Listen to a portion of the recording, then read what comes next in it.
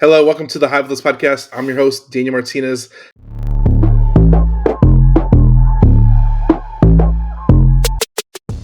Today we have special guest returning Joe Evangelisti. If you have not seen the other episode, please go check it out. We covered about financing, finding the right money, storage, all that good stuff. If you have not seen it, please go check it out. But today we have deal breakdown. We cover cool, interesting stories. Joe, what is your cool, interesting story you have for us today? Cool, interesting story. Man, you cut me off guard. I got all kinds of cool, interesting stories. Let's see. What do you want to hear about? You want to hear about storage? You want to hear about flipping houses? You want to hear about, I don't know, hiring, firing? Cool, interesting story. Maybe one of each. I don't know. They're quick. One of each. I don't know. I gotta think about this for a second. Cool, interesting stories. Well, I just told you a cool, interesting story with the private lender. Yeah. Cool, interesting story. You guys don't have underground oil tanks near you, do you? I don't even know what that is.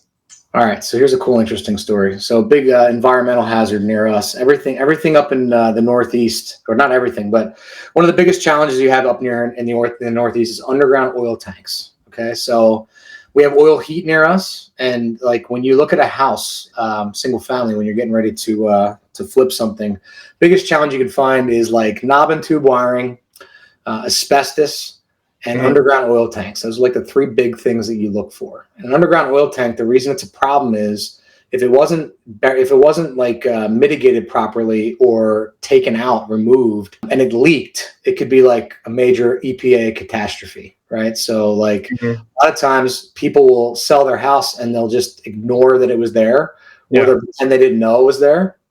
So I'm doing my biggest project I've ever done years ago, and we built a new construction house that we sold for like 1.5 million. And I paid 500 grand for the dirt, for the piece of ground that it was on. And at that time, biggest project I ever taken down. And I bought it from another developer. So disclosure wise, it's kind of like hard to piece together the pieces because it wasn't even like a seller lived there. I just bought it from a developer.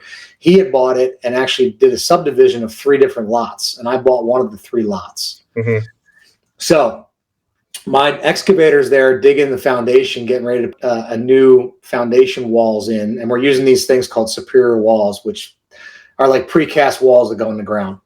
And so literally he's digging one day and the next day they're going to do precast walls and drop them in the ground. And so we get this call from the excavator, calls my business partner, and he's like, dude, you're going to want to get down here right away. And we're like, what the hell does that mean? Like, you know, there's only like so many things you can dig out of the ground, right? Like dead bodies or God knows what, right? Yeah. So he sends us a photo and there's an underground tank in the center of the foundation that's like the size of a tanker. Like normally an underground oil tank is like, I don't know, like 200 gallons. It's like the size of a, I don't know, like a hot tub, right? Would be like a normal underground tank. This thing is like the size of like half of a tractor trailer. Like it's absolutely enormous. So the first thing I did is call my attorney. Like I call my attorney. I'm like, what the hell do I do? This has got to be like 1,000-gallon oil tank. It's under the ground. Like this thing, like everything's got to stop, man. So he goes, you got to call the building inspector. He's like, it's too late now. He's like, so of course the guys, the first thing the guys do is like, do you want us to bury it? Do you want us to dig it out of the ground? Do you want us to hide it? We're in New Jersey, right? So everybody's always trying to figure out the way to get away with something. He's like, my attorney's like, dude, you cannot get away with this. He's like, it's a gigantic, tank. So he's like, you gotta call people and find out what's going on. So I called the building inspector, who's, by the way, a really tough dude to deal with, not an easy guy to deal with, right? And I'm thinking to myself, like, what's the risk? Like, we have a $500,000 piece of dirt, and this could be a massive EPA deal. And by the way, if one of these things leaks into the water, like the water system underneath the ground, it could be millions of dollars. Like it could be game over, man. So my whole life is flashing before my eyes. I have probably 20 or 30 other rehabs going on. And, I'm thinking like I'm probably filing bankruptcy with this phone call. Right. So I call the building inspector and he, in like 30 seconds, I give him the address and I go, we just hit a tank. And he goes to me, Oh, it's no big deal. It was abandoned properly back in like 1996. They filled it with sand. It's all good. You can just dig it out of the hole and throw it away. Just like that. Like he knew when they did the subdivision that the old owner had filled it properly with sand, which was something you could do like in the 90s. They won't let you do it anymore. You have to dig the tank out of the ground and throw it away. But like it was abandoned properly and they had permits for it.